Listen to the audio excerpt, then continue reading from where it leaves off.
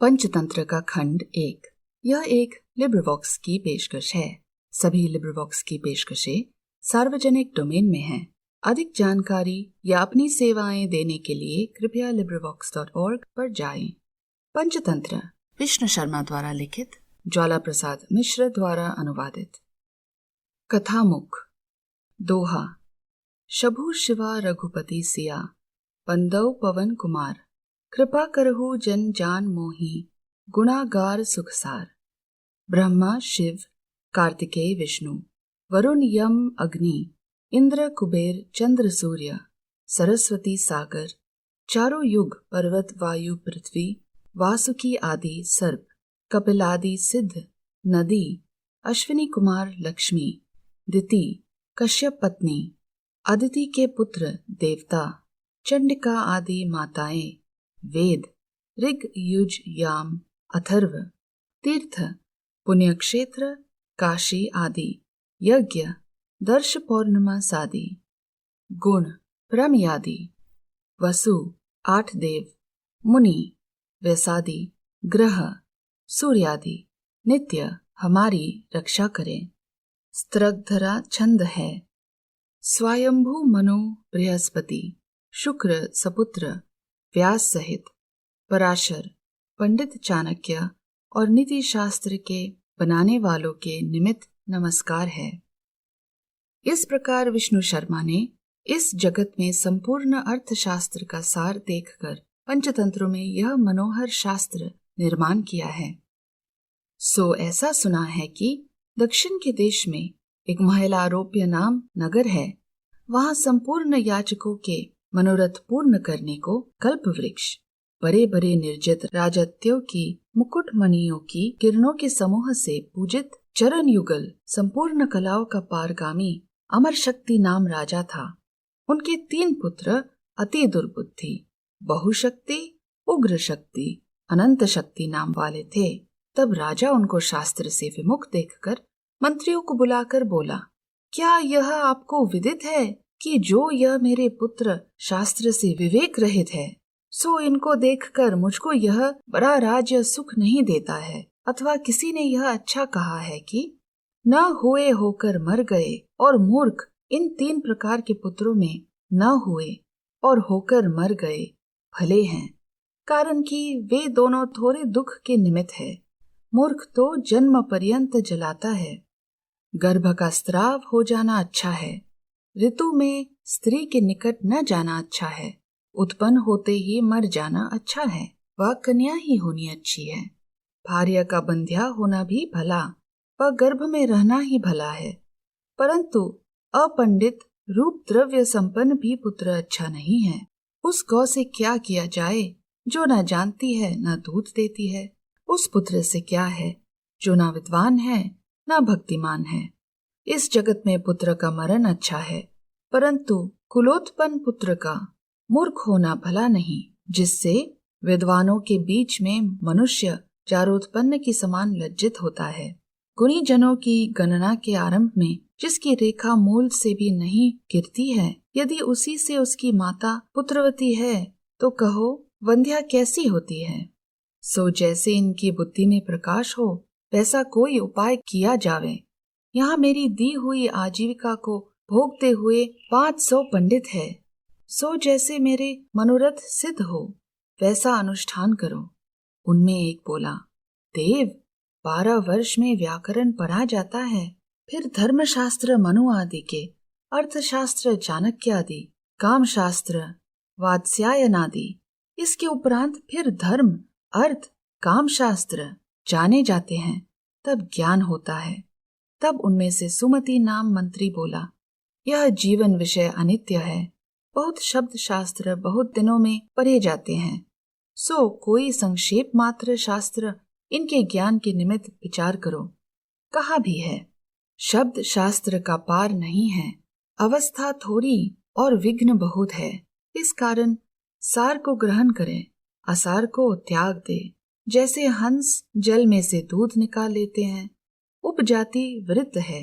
सो यहाँ एक विष्णु शर्मा नाम ब्राह्मण सब शास्त्र का पारगामी विद्यार्थियों में प्राप्त यश वाला है। उसके निमित्त इन पुत्रों को समर्पण कर दो, वह अवश्य शीघ्र इनके ज्ञानवान कर देगा। वह राजा यह वचन सुन विष्णु शर्मा को बुलाकर बोला, भगवान, मुझ पर कृपा कर इन मेरे पुत्रों को अर्थशास्त्र में शीघ्र ही असाचारण जैसे बने तैसे करो, तो मैं तुमको 100 संख्याक संपत्ति दूंगा। तब विष्णु शर्मा उस राजा से कहने लगे, देव, मेरा सत्य वचन सुनो।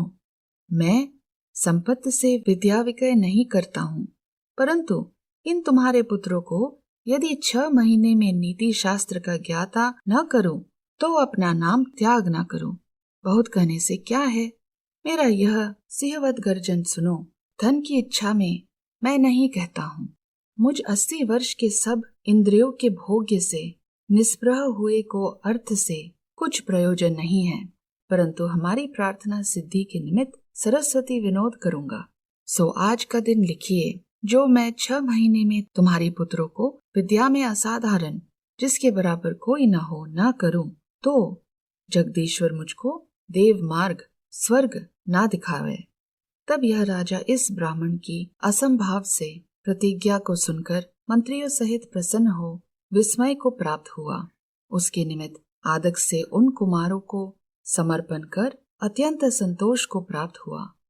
विष्णु शर्मा ने भी उनको ले उनके निमित्त मित्र भेद, मित्र संप्राप्ति, काकोलुकीय, लंब प्रनाश, अपरीक्षित कारक इन 5 तंत्रों को निर्माण कर उन राजकुमारों को पढ़ाए। वे भी उनको पढ़कर 6 महीने में जैसा कहा था वैसा हुए। उस दिन से यह पंचतंत्र नामक नीति शास्त्र बालकों के ज्ञान के निमित्त पृथ्वी में विख्यात हुआ है। बहुत क्या, जो इस नीति शास्त्र को पढ़ता और सुनता है वह कभी इंद्र से भी पराभव को प्राप्त नहीं होता है। इसके अनंतर मित्र भेद नाम वाला प्रथम तंत्र का प्रारंभ करते हैं, जिसकी आदि में यह श्लोक है। सिंह और बैल का वन में बड़ा हुआ महास्नेह, चुगुल लालची जम्बुक गीदड़ ने विनाश कर दिया। सो यह सुना जाता है कि दक्षिण देश में महिलारोप्य नाम एक नगर है। वहाँ धर्म से महाधन उपार्जन करता वृद्धमान नामक वणिक पुत्र था। उसको एक समय रात्रि में खाट में लेटे हुए चिंता उत्पन्न हुई कि बहुत धन उत्पन्न होने पर भी धन प्राप्ति का उपाय चिंता करना चाहिए। कहा भी है, ऐसी कोई वस्तु नहीं जो अर्थ से सिद्ध ना होती हो। इस कारण बुद्धिमान यत्न से अर्थ का उपार्जन करें। जिसके धन है उसके मित्र है, जिसके धन है उसी के बधू है, जिसके धन है लोक में वही पुरुष है, जिसके धन है वही पंडित है। न वह विद्या है, न वह दान है, न वह कारीगारी है, न वह कला है, न वह धनियों की स्थिरता है, जिसको याचक न गाते हैं। इस लोक में धनियों की गौर भी स्वजन हो जाते हैं, दरिद्रों के कुटुंबी भी सदा दुर्जन हो जाते हैं। धन के बढ़ने से और इधर उधर इकट्ठे होने से सब क्रिया प्रवृत्त होती है। जैसे पर्वतों से नदियां निकलकर सब कार्य पूर्ण करती है। अपूज्य भी धन से पूजित होता है, अगभ्य के निकट भी जाया जाता है। अनमस्तकारी पुरुष भी वंदन योग्य होता है। यह प्रभाव धन का ही है। भोजन करने से जैसे सब इंद्रियां समर्थ होती है, इसी प्रकार संपूर्ण कार्य धन से होते हैं। इस कारण से धन सबका साधन कहा जाता है। धन की इच्छा से यह प्राणी शमशान को भी सेवन करता है। निर्धन अपने उत्पन्न करने वालों को भी छोड़कर दूर जाता है। वृद्ध पुरुषों में भी जिनके धन है वे तरुण हैं, जो धन से हीन हैं वे युवा अवस्था में ही वृद्ध होते हैं। वह धन पुरुषों को 6 उपायों से मिलता है: भिक्षा, राज सेवा, खेती का कार्य, विद्या उपार्जन, लेन देन व वणिक कर्म से। इन सब में वाणिज्य से सर्वसम्मत लाभ होता है। अनेक पुरुषों ने भिक्षा की है, राजा भी योग्य वृत्ति नहीं देता है। खेती क्लेशदायिनी है, विद्या गुरु की विनय वृत्ति से अति विषम है, व्याज से भी दरिद्र होता है, कारण कि दूसरे के हाथ में आने से ग्रंथिष्यमान हो जाए। वाणिज्य से अधिक कोई भी जीवन पाए नहीं मानता हूँ। शिखरिणी छंद है। संपूर्ण उपायों में बेचने योग्य द्रव्य का संग्रह ही एक उत्तम है और सशायत्मक है। वह वाणिज्य 7 प्रकार का धन के निमित्त होता है। गंध द्रव्य का व्यवसाय, निक्षेप प्रवेश अर्थात रुपए का अपने यहाँ जमा करना, उसे ब्याज देना, गो संबंधी कर्म, पहचाने हुए ग्राहकों का आना, कारण कि जाना हुआ ग्राहक दुरुक्ति नहीं करता है, वस्तु का मिथ्या मोल कहना, थोड़े मूल्य में खरीदी कर अधिक मोल बताना, कमती तोलना, दोषांतर से वर्तन द्रव्यादि का लाना। कहा है कि बेचने योग्य द्रव्यों में सुगंधी द्रव्य का व्यापार श्रेष्ठ है और दूसरे सुवर्णादि से क्या है, जो कि 1 से मोल लेकर 100 को बेचा जाता है। धरोहर घर में आने से सेठ अपने देवता की स्तुति करता है कि यदि यह धरोहर बाला मर जाए तो मैं तुझको अभिमत वस्तु से पूजन करूंगा।